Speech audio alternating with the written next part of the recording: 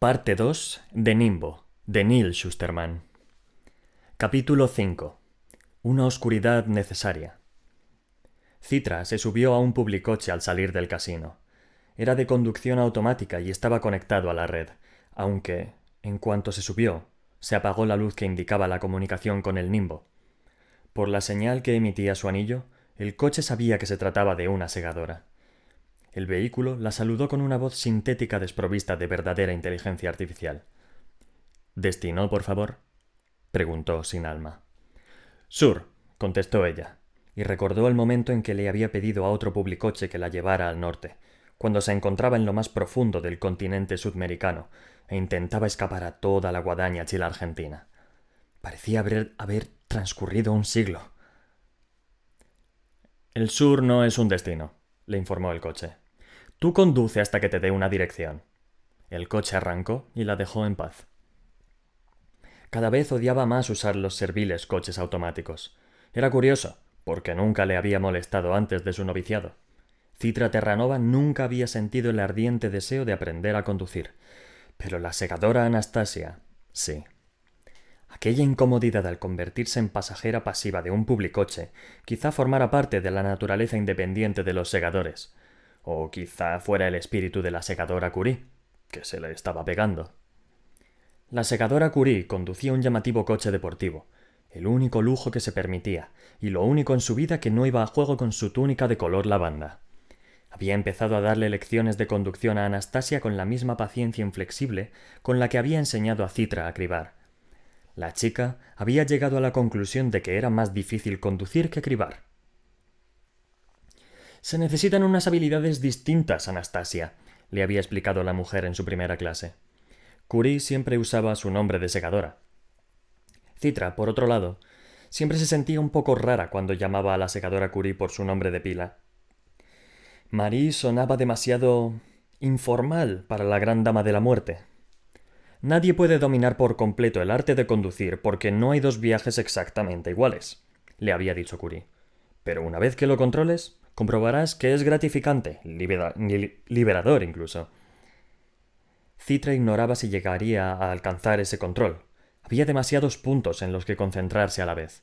Espejos, pedales y un volante que, con el simple desliz de un dedo, te enviaba barranco abajo. Peor todavía, el coche deportivo de la edad mortal que conducía la segadora Curie estaba desconectado de la red. Eso significaba que el vehículo no podía compensar los errores del conductor. Con razón los automóviles mataban a tanta gente durante la era de la mortalidad. Sin un control informático en red, eran armas tan mortíferas como cualquiera de las que usaban los segadores para sus cribas. De hecho, se preguntó si habría algún segador que cribara con automóviles. Decidió que prefería no pensar en ello. La chica conocía a muy pocas personas que supieran conducir. Incluso los críos del instituto que presumían de sus relucientes coches nuevos tenían máquinas con conductores automáticos. Manejar de verdad un vehículo a motor en aquel mundo postmortal era tan excepcional como batir la mantequilla en casa. «Llevamos 10 minutos en dirección sur», le dijo el coche. «¿Desea establecer ya un destino?» «No», respondió sin más, y siguió mirando por la ventana las luces que dejaban atrás en la autopista y que salpicaban la oscuridad. El viaje que estaba a punto de realizar habría sido mucho más sencillo de haber podido conducir ella. Incluso había visitado algunos concesionarios de coche pensando que, si tenía vehículo propio, aprendería a conducirlo de verdad. En ningún sitio eran tan evidentes las ventajas de ser segadora como en un concesionario. «Por favor, su señoría, elija uno de nuestros automóviles de alta gama», le decían los comerciales. «El que quiera es suyo. ¡Se lo regalamos!». Igual que estaban por encima de la ley, los segadores también estaban por encima del dinero, puesto que les daban gratis todo lo que necesitaran. Para una empresa automovilística, la publicidad de que un segador eligiera su coche era más valiosa que el coche en sí. Todos querían que se escogiera algo ostentoso que llamara la atención allá donde fuera. «Una segadora debería dejar una huella social impresionante», le explicó un presumido comercial. «Cuando pase junto a ellos, tiene que dejarles claro que dentro viaja una mujer con un profundo sentido del honor y la responsabilidad». Al final decidió esperar porque ya lo que le faltaba era dejar una impresionante huella social. Se tomó su tiempo para sacar su diario y redactar la criba del día, como era su obligación. 20 minutos más tarde, vio unos carteles que anunciaban un área de servicio y pidió al coche que saliera de la autopista. El vehículo obedeció. Cuando se detuvo el motor, respiró hondo y llamó a la secadora Curie, para que supiera que no regresaría a casa aquella noche. El viaje es demasiado largo y ya sabes que no soy capaz de dormir en un publicoche. No hace falta que me llames, querida, le respondió Marie. Tampoco es que me esté muriendo de preocupación por ti. Es difícil olvidar las viejas costumbres, respondió Anastasia. Además, sabía que, en realidad, Marie sí que se preocupaba. No tanto de que le ocurriera algo, sino más bien de que trabajara demasiado. Debería escribir más cerca de casa más a menudo, le dijo Marie por enésima vez. El problema era que la casa de la cascada, la magnífica rareza arquitectónica en la que vivían, estaba en lo más profundo del bosque, justo al borde oriental de Midmérica, lo que significaba que, si no se alejaban un poco, cribarían demasiado en sus comunidades locales. Lo que de verdad quieres decir es que debería viajar más contigo, en vez de sola. Marie se rió. En eso tienes razón. Te prometo que la semana que viene cribaremos juntas. Y Anastasia lo decía en serio. Disfrutaba de su compañía, tanto en el ocio como en el trabajo. Como segadora novata, Anastasia podría haber decidido trabajar con cualquier segador que la aceptara, y muchos se habían ofrecido, pero la compenetración con Curie le hacía algo más soportable la criba. Búscate un lugar abrigado esta noche, querida, le pidió Marie.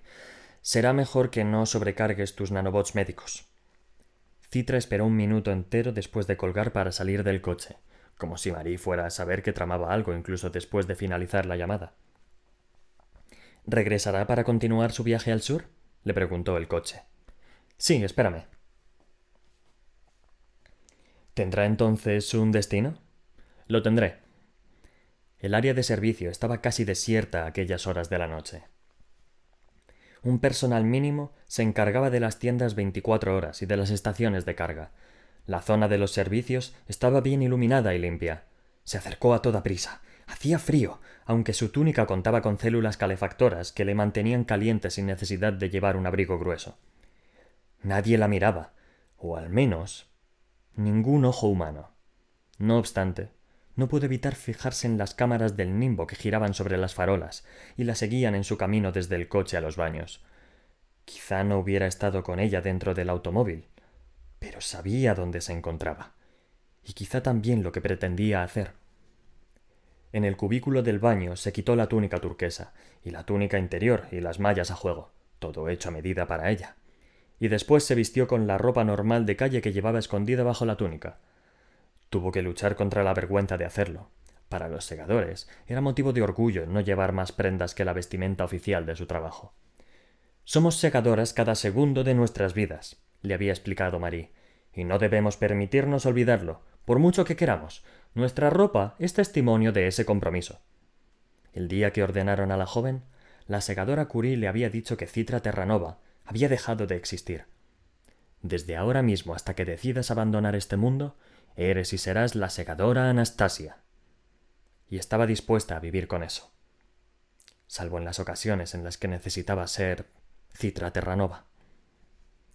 Salió de los servicios con la segadora Anastasia enrollada bajo el brazo. Ahora era de nuevo Citra, orgullosa y testaruda, aunque sin una huella social impresionante.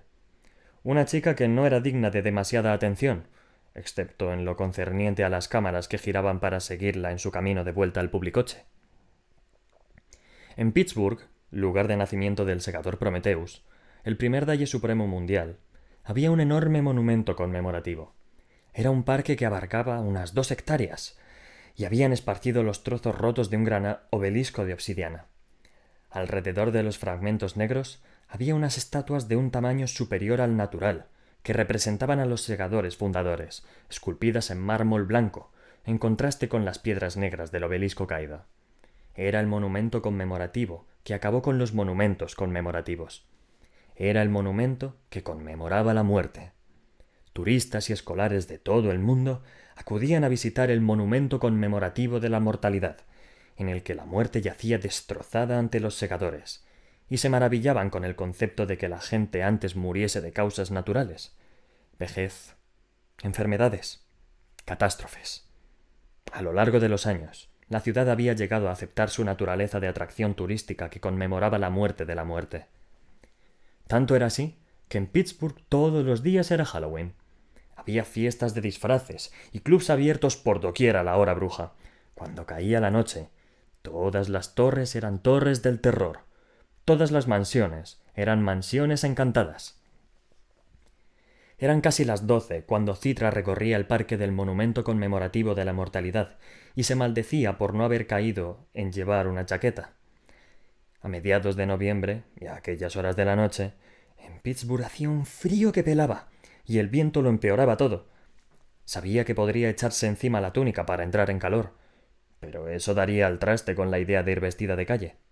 Sus nanobots se esforzaban por elevar su temperatura corporal, por calentarla desde el interior. Así no temblaba, aunque el frío lo seguía sintiendo. Como también se sentía vulnerable sin la túnica, desnuda en lo más básico. Cuando por fin empezó a vestirla, era algo torpe y extraño. No dejaba de tropezarse con el largo dobladillo que arrastraba por el suelo.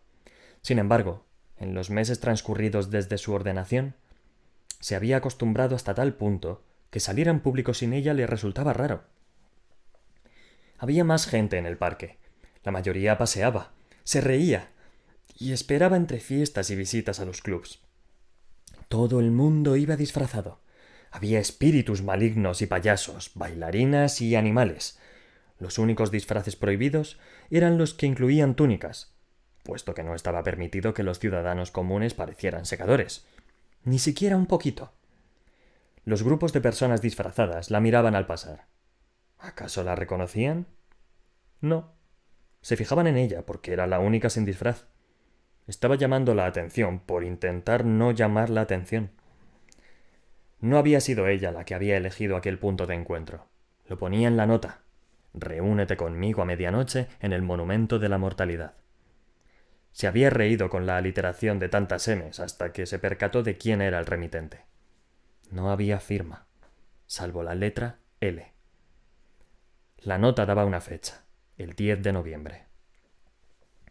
Por suerte, su criba de aquella noche estaba lo bastante cerca de Pittsburgh como para que fuera posible. Pittsburgh era el lugar perfecto para un encuentro clandestino.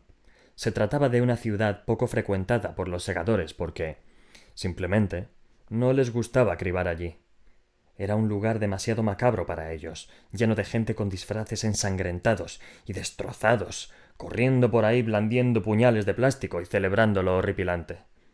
Para los segadores, que se tomaban la muerte muy en serio, era de muy mal gusto. Aunque era la ciudad grande más próxima a la casa de la cascada, la segadora Curie nunca cribaba allí. Cribar en Pittsburgh es casi como una redundancia, le había comentado a Citra. Con aquello en mente, las posibilidades de que la viera otro segador eran escasas. Los únicos de su gremio que honraban con su presencia el parque eran los fundadores de mármol que supervisaban el obelisco negro roto. Justo a medianoche, una figura salió de detrás de una de las grandes rocas del monumento. Al principio, Citra creyó que se trataba de otro juerguista, pero como ella, no iba disfrazado. Uno de los focos que iluminaban el parque recortó su silueta, aunque lo había reconocido de inmediato por su forma de andar. «Creía que llevarías tu túnica», comentó Rowan. «Me alegro de que tú no la lleves», respondió ella. Al acercarse, una luz le enfocó la cara. Estaba pálido, casi como un fantasma, como si se hubiera pasado varios meses sin ver el sol. «Tienes buen aspecto», dijo él. Ella asintió, pero no le devolvió el comentario porque no habría sido cierto. En sus ojos se leía una frialdad cansada de alguien que ha visto más de lo que debería y que ha dejado de preocuparse por ello para poder salvar lo que le quedaba de alma. Entonces sonrió, y su sonrisa era cálida, genuina. «Ahí estás, Rowan», pensó ella. «Te escondías, pero te he encontrado». Lo apartó de la luz y deambularon hasta una esquina en sombras en la que no los vería nadie, salvo las cámaras infrarrojas del Nimbo, aunque en aquel momento no localizaban ninguna. Quizás hubieran encontrado un verdadero punto ciego. «Me alegro de verte, honorable secadora Anastasia», dijo él, Por favor, no me llames así, llámame Citra. ¿No sería eso una violación de las normas? Preguntó él con una sonrisa de satisfacción. Por lo que he oído, todo lo que haces es una violación de las normas. El semblante de Rowan se agrió un poco. No te creas todo lo que oyes. Pero Citra tenía que saberlo. Tenía que escucharlo de sus labios. ¿Es cierto que has estado asesinando y quemando a segadores? Resultaba evidente que la acusación le ofendía. Estoy acabando con las vidas de aquellos segadores que no se merecen serlo, respondió. Y no los asesino. Termino con ellos con rapidez y compasión, como tú, y solo quemo sus cuerpos después de muertos, para que no puedan revivirlos. ¿Y el secador Faraday te lo permite? No veo a Faraday desde hace meses, contestó él tras apartar la vista. Le explicó que, después de escapar del cónclave de invierno el enero anterior, Faraday, a quien casi todos creían muerto, lo había llevado a su casa de la playa de la costa norte de Amazonia, pero Rowan se había marchado al cabo de unas semanas. Tenía que irme, le dijo a Citra. Sentí una vocación. No sé cómo explicarlo. Pero Citra sí lo sabía. Conocía aquella vocación. Sus mentes y cuerpos habían dedicado un año entero a entrenarse para convertirse en los asesinos perfectos de la sociedad. Acabar con las vidas de otros formaba parte de lo que eran, y no podía culparlo por querer blandir sus armas contra la corrupción que estaba pudriendo la guadaña. Aun así, querer hacer algo y hacerlo de verdad eran dos cosas muy distintas. Existía un código de conducta. Los mandamientos de los segadores estaban por ahí por algo. Sin ellos, las guadañas de todas las regiones, de todos los continentes, se sumirían en el caos. En vez de arrastrarlo a una discusión filosófica, que no les llevaría a ninguna parte, Citra decidió cambiar de tema y dejar de hablar de sus acciones para hablar con él, porque no eran solo sus actos los que le preocupaban. Estás demasiado delgado. ¿Comes algo? ¿Es que ahora eres mi madre? No, respondió con calma. Soy tu amiga. Ah, repuso él, algo apesadumbrado. Mi amiga. Sabía por dónde iba. La última vez que se habían visto, ambos dijeron las palabras que habían jurado no intercambiarse nunca. En el ardor de aquella situación tan desesperada como triunfal, él le dijo que la quería, y ella reconoció que sí, que ella también a él. ¿Pero de qué les servía eso ahora? Era como si existieran en dos universos distintos. Regodearse en tales sentimientos no los llevaría a nada bueno. Aún así, seguía dándole vueltas a la idea. Incluso consideró la posibilidad de repetirle aquellas palabras. Pero se mordió la lengua, como la buena segadora que era. ¿Por qué estamos aquí, Rowan? ¿Por qué me has escrito la nota? Él suspiró. Porque la guadaña al final me encontrará. Quería verte por última vez antes de que sucediera. Hizo una pausa para meditarlo. Cuando me atrapen, ya sabes lo que pasará. Me cribarán. No pueden, le recordó ella. Todavía tienes la inmunidad que te concedí. Solo durante otros 2 meses más. Después pueden hacerme lo que quieran. Por mucho que Citra quisiera ofrecerle una chispa de esperanza, conocía la verdad tan bien como él. La guadaña quería aniquilarlo. Ni siquiera los segadores de la vieja guardia aprobaban sus métodos. Entonces procura que no te atrapen. Y si ves a un segador con una túnica carmesí, huye. ¿Una túnica carmesí? El segador Constantín. He oído que le han encargado la tarea de rastrearte y llevarte ante ellos. No lo conozco. Ni yo. Aunque lo he visto en el cónclave. Dirige la oficina de investigación de la guadaña. ¿Es del nuevo orden o de la vieja guardia? Ni lo uno ni lo otro. Está en una categoría propia. No parece tener amigos. No lo he visto hablar con otros segadores. No sé bien en qué cree, salvo quizás en la justicia. A toda costa. Rowan se rió. ¿La justicia? La guadaña ya no sabe lo que es eso. Algunos sí lo sabemos, Rowan. Tengo que creer que al final prevalecerán la sabiduría y la justicia. Él le tocó la mejilla. Ella se lo permitió. Yo también lo quiero creer, Citra. Quiero creer que la guadaña es capaz de volver a ser lo que debería ser. Pero en ocasiones la oscuridad es necesaria como medio para conseguir un fin. ¿Y tú eres esa oscuridad necesaria? En lugar de responder, repuso: Adopté el nombre de Lucifer porque significa el portador de luz. También es como la gente mortal llamaba al diablo. Supongo que el que lleva la antorcha es también el que proyecta la sombra más oscura, repuso él, encogiéndose de hombros. El que roba la antorcha, querrás decir. Bueno, al parecer puedo robar lo que quiera. Citra no se esperaba aquella respuesta, y lo había soltado de tal forma, tan de pasada, que la pilló por sorpresa. ¿De qué hablas? Del nimbo. Me lo permite todo. Y como a ti, no me ha hablado ni respondido desde el día en que iniciamos el noviciado. Me trata como a un segador. Citra tuvo que pararse a meditarlo. Recordó algo que no le había contado a Rowan. De hecho, algo que no le había contado a nadie. El nimbo vivía según sus propias leyes y nunca las rompía. Pero a veces encontraba la forma de sortearlas. Puede que el nimbo no hable contigo, pero sí que habló conmigo, confesó. El chico se giró hacia ella y se movió para intentar verle los ojos, a pesar de las sombras, quizá pensando que bromeaba. Cuando se percató de que no era así, dijo: Eso es imposible. Eso creía yo también. Tuve que despachurrarme cuando el sumo Dalle me acusó de matar al segador Faraday, ¿recuerdas? Y mientras estaba morturienta, el nimbo consiguió meterse en mi cabeza y activar mis procesos mentales.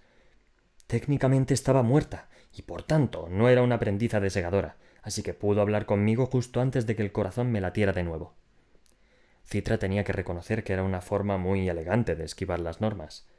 Para ella fue un momento de asombro absoluto. ¿Qué te dijo? Me dijo que yo era importante. ¿Importante? ¿En qué sentido? Citra negó la cabeza, frustrada. Ese es el problema, que no me lo explicó. Creía que contarme más era una violación de las normas. Se acercó a él. Le habló en voz más baja, pero aún así, sus palabras eran más intensas, más solemnes. Pero creo que de haber sido tú el que hubiera saltado de aquel edificio, de haber sido tú el que hubiera acabado morturiento, el nimbo también habría hablado contigo. Lo agarró del brazo. Era lo más parecido a abrazarlo que podía permitirse. Creo que tú también eres importante, Rowan. De hecho, estoy convencida de ello. Así que hagas lo que hagas, no permitas que te atrapen. Puede que os riáis al leer esto, pero me molesta mi perfección. Los humanos aprenden de sus errores. Yo no puedo. No cometo errores. Cuando hay que tomar una decisión, solo puedo escoger entre distintos grados de acierto. Eso no significa que no me enfrente a retos. Por ejemplo, fue todo un desafío deshacer las tropelías cometidas contra la Tierra durante la adolescencia de la humanidad. Restaurar la capa de ozono, purgar la abundancia de gases invernadero, descontaminar los mares, recuperar con mucha paciencia los bosques pluviales y rescatar a todas las especies al borde de la extinción.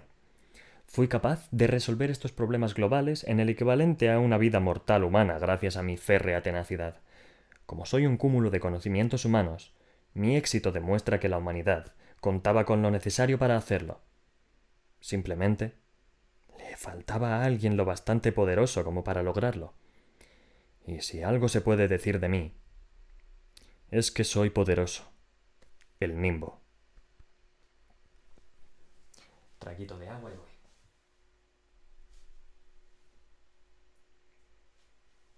Hola Luis4532, gracias por seguirme, lo acabo de ver.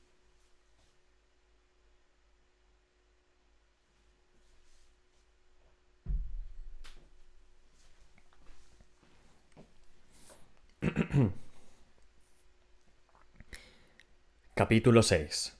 Justo castigo. La historia nunca había sido la asignatura preferida de Rowan, aunque eso cambió durante su noviciado. Hasta entonces, no lograba encontrar nada en su vida, ni siquiera un posible futuro, que pudiera verse afectado por un pasado lejano, y menos con los extraños sucesos del pasado mortal. Sin embargo, durante su aprendizaje, Los estudios históricos se centraban en los conceptos del deber, el honor y la integridad a lo largo de los tiempos. La filosofía y la psicología de los mejores momentos de la humanidad, desde su nacimiento hasta el presente. A Rowan le resultaba fascinante. La historia estaba repleta de personas que se habían sacrificado por el bien común. En cierto sentido, los segadores eran así. Renunciaban a sus esperanzas y sus sueños para convertirse en servidores de la sociedad. O al menos, así eran los segadores que respetaban lo que simboliza la guadaña. Él habría sido de esa clase de segadores. Incluso después de las cicatrices dejadas por su brutal noviciado con Goddard, habría seguido siendo noble. No obstante, le negaron la oportunidad. Después se dio cuenta de que existía otra forma de servir a la guadaña y a la humanidad. Su total era de 13. Había acabado con las vidas de 13 segadores de distintas regiones, todos ellos una vergüenza para los principios de la guadaña. Investigaba a sus sujetos a fondo, como Faraday le había enseñado, y elegía sin prejuicios. Era importante, porque su primer impulso habría sido dedicarse a los corruptos del nuevo orden, que eran los que abrazaban sin disimulo sus excesos y el placer de matar. Los segadores del nuevo orden presumían del abuso de su poder, como si fuera algo bueno, y normalizaban el mal comportamiento. Pero no tenían su monopolio. Algunos segadores de la vieja guardia y otros no alineados se habían convertido en hipócritas egoístas que hablaban de altos ideales mientras ocultaban sus oscuras acciones en las sombras. El segador Brahms era el primer objetivo al que Rowan advertía. Aquel día se sentía magnánimo, y lo cierto es que le había gustado perdonar al hombre. Eso le recordaba que no era como Goddard y sus seguidores, y también le ayudó a enfrentarse a Citra sin morir de vergüenza. Mientras otros se preparaban para las vacaciones de Acción de Gracias, Rowan investigaba posibles sujetos, los espiaba y tomaba nota de sus acciones. Al segador Gary le gustaban las reuniones secretas, aunque solían ser sobre fiestas y apuestas deportivas. El segador Hendrix se jactaba de actuaciones cuestionables, pero no era más que de boquilla. En realidad era muy moderado en sus cribas, y las realizaba con la compasión correcta. Las cribas de la segadora Ride parecían brutales y sangrientas, pero sus sujetos siempre morían deprisa y sin sufrir. Pero el segador Renoir era una clara posibilidad. Cuando regresó a su piso aquella tarde, supo que había alguien dentro antes de abrir la puerta, porque el pomo estaba frío. Había conectado un chip refrigerador a la puerta para que se disparase si alguien giraba el pomo. No estaba lo bastante frío como para generar escarcha, aunque sí lo suficiente para saber que allí había estado alguien, y que probablemente siguiera estándolo. Contempló la posibilidad de huir, pero Rowan no era de los que evitaba las confrontaciones. Se metió la mano en la chaqueta y sacó un cuchillo. Siempre llevaba un arma encima, incluso cuando no vestía la túnica negra, porque no sabía cuándo iba a tener que defenderse de los agentes de la guadaña. Entró con precaución. Su intruso no se escondía, sino que estaba sentado en la mesa de la cocina, comiendo un sándwich. «¡Hola, Rowan!», lo saludó Tiger Salazar. «Espero que no te importe, es que me ha entrado hambre mientras te esperaba». El chico cerró la puerta y guardó el cuchillo antes de que Tiger lo viera. «¿Se puede saber qué haces aquí, Tiger? ¿Cómo me has encontrado?» No me subestimes, que no soy tan estúpido. Recuerda que fui yo el que conocía al tío que te hizo el carné falso. Solo tuve que preguntarle al Nimbo dónde estaba Ronald Daniels. Por supuesto, había montones de Ronald Daniels por ahí, así que tardé un poquito en encontrar el correcto. En los días anteriores al noviciado de Rowan, Tiger Salazar había sido su mejor amigo, aunque esa clase de títulos significaban poco después de pasarse un año aprendiendo a matar. Suponía que así debían de sentirse los soldados de la edad mortal cuando regresaban a casa de la guerra. Las viejas amistades quedaban atrapadas detrás de una brumosa cortina de experiencias que esos antiguos conocidos no compartían. Lo único que ellos tenían en común era una historia cada vez más lejana. Ahora, Tiger era un juerguista profesional. Rowan no se imaginaba una profesión con la que pudiera identificarse menos. «Pues podrías haberme avisado de que venías», dijo. «Te han seguido». Se dio cuenta de que aquella cuestión puntuaba bastante alto en su lista de preguntas estúpidas. Ni siquiera Tiger sería tan inútil como para aparecer en el piso de Rowan si pensara que lo seguían. Tranquilo, nadie sabe que estoy aquí. ¿Por qué siempre crees que todo el mundo va por ti? ¿Por qué iba a perseguirte la guadaña solo porque no superaras el noviciado? Rowan no respondió, sino que se acercó a la puerta del armario, que estaba entreabierta, y la cerró con la esperanza de que Tiger no hubiera mirado dentro y visto la túnica negra del segador Lucifer. Aunque tampoco habría entendido lo que veía. Los ciudadanos normales no sabían nada de Lucifer. A la guadaña se le daba muy bien evitar que sus acciones aparecieran en las noticias. Cuanto menos supiera su amigo, mejor. Así que Rowan invocó la inmemorial frase para acabar con cualquier conversación. Si de verdad eres mi amigo, no preguntes. Sí, sí, hombre misterioso. Levantó lo que le quedaba de su sándwich. Bueno, al menos sigues comiendo alimentos humanos. ¿Qué quieres, Tiger? ¿Por qué has venido? ¿Así le hablas a un amigo? Encima de que vengo ya podías preguntarme cómo estoy, por lo menos. Bueno, ¿y cómo estás? Bastante bien, la verdad. Acabo de conseguir un trabajo en otra región, así que he venido a despedirme. ¿Te refieres a un trabajo permanente relacionado con las fiestas? No estoy seguro, pero pagan mucho mejor que la agencia de fiestas para la que trabajaba. Y por fin podré ver algo de mundo. Es en Texas. ¿Texas? Rowan se preocupó. Tiger, allí hacen las cosas de una forma un poco diferente. Todo el mundo dice, no te metas con Texas. ¿Por qué quieres meterte con Texas? Bueno, es una región autónoma, ya ves tú. Que las regiones autónomas sean impredecibles no significa que sean malas. Ya me conoces, mi segundo nombre es impredecible. Rowan tuvo que reprimir una carcajada. Tiger era una de las personas más predecibles que conocía. Que se convirtiera en adicto a despachurrarse, que huyera para convertirse en fiestero profesional. Quizás se viera como un espíritu libre, pero no era cierto. Se limitaba a definir las dimensiones de su propia jaula. Bueno, tú ten cuidado, le dijo, sabiendo que no lo tendría, aunque también que hiciera lo que hiciera, aterrizaría de pie. ¿Alguna vez fui tan despreocupado como Tiger? Se preguntó. No, nunca. Y era algo que envidiaba. Quizá por eso fueran amigos. El momento se volvió algo incómodo. Y algo más. Tiger se levantó, pero no para marcharse. Le quedaba algo que contar. Te traigo otra noticia. En realidad, por eso estoy aquí. ¿Qué noticia? Tiger siguió vacilando. Rowan se preparó porque supo que se trataría de algo malo. Siento tener que decírtelo, Rowan, pero han cribado a tu padre. El chico sintió que la tierra se movía ligeramente bajo sus pies. La gravedad pareció tirar de él en una dirección inesperada. No bastó para que perdiera el equilibrio, aunque lo dejó mareado. Rowan, ¿has oído lo que te he dicho? Te he oído, respondió él en voz baja. 1 millón de ideas y de sentimientos se le dispararon por el cuerpo y se cortocircuitaron entre sí hasta no saber ni qué pensaba ni qué sentía. A pesar de que no esperaba volver a ver nunca a su familia, saber que ya no existía esa opción, que su padre se había ido para siempre, que no estaba morturiento, sino muerto. Había visto muchas cribas y había acabado con 13 personas él mismo, pero nunca había perdido a nadie tan cercano. No puedo asistir al funeral, se percató Rowan. La guadaña enviará agentes para buscarme. Sí, lo sabía, no los vi, respondió su amigo. El funeral fue la semana pasada. El impacto fue tan potente como el de la noticia. Tiger se encogió de hombros para disculparse. Como te decía, había 1 tonelada de Ronald Daniels. Tardé bastante en encontrarte. Así que su padre llevaba muerto más de una semana. Y si Tiger no hubiera ido a decírselo, ni siquiera se habría enterado. De repente, la verdad se fue abriendo paso despacio hasta su cerebro. No se trataba de un hecho fortuito. Era una represalia. Era el justo castigo por los actos del segador Lucifer.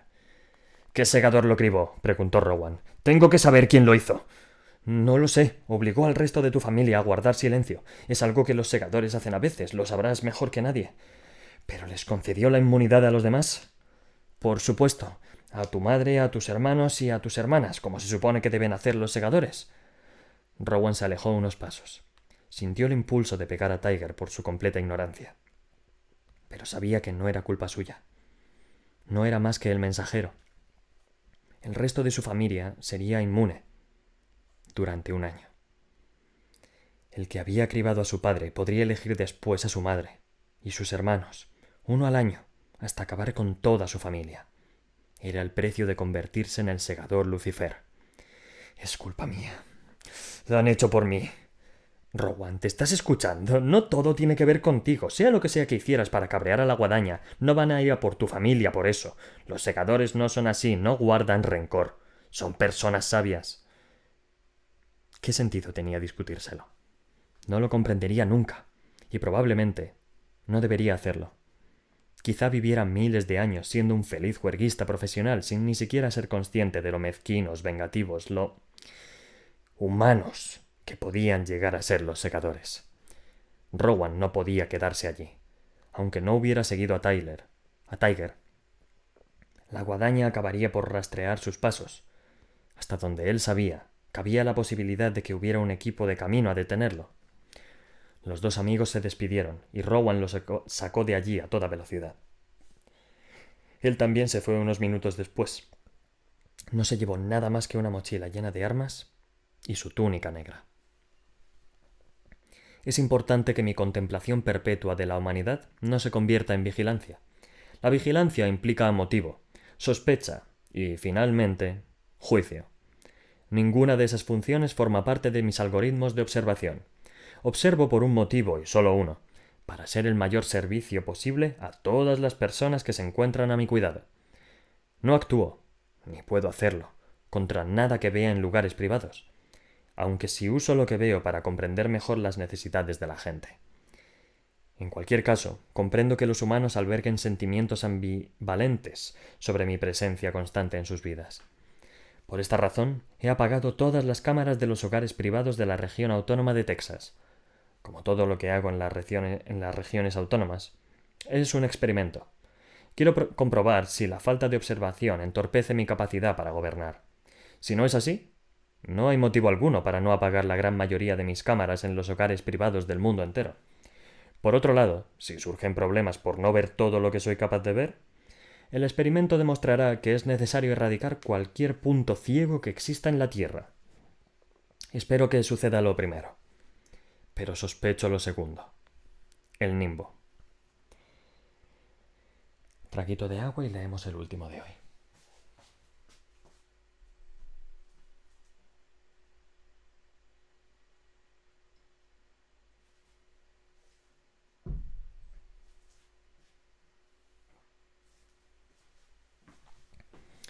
Vamos a ello.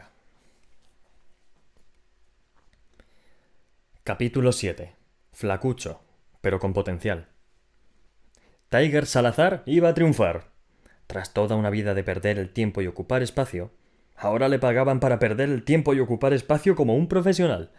No se imaginaban nada mejor. Además, con tanto codearse con segadores, sabía que tarde o temprano uno de ellos se fijaría en él.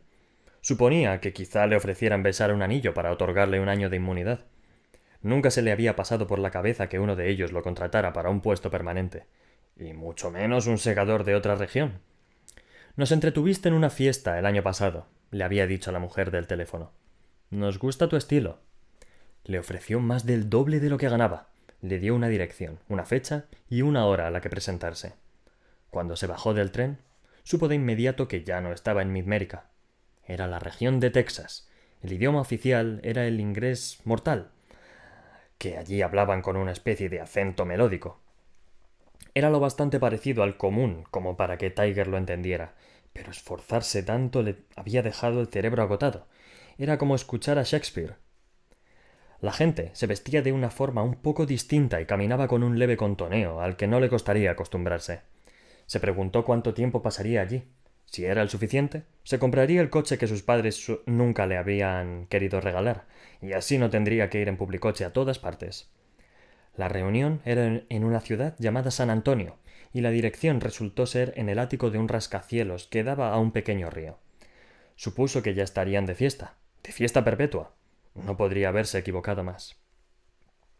La persona que lo recibió en la puerta no fue un sirviente, sino una segadora, una mujer de cabello oscuro, y ligera ascendencia panasiática que le resultaba familiar.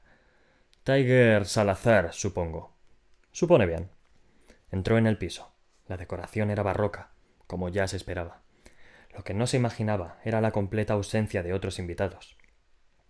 Pero como una vez le dijo a Rowan, él se dejaba llevar, se adaptaría a lo que fuera que se encontrara.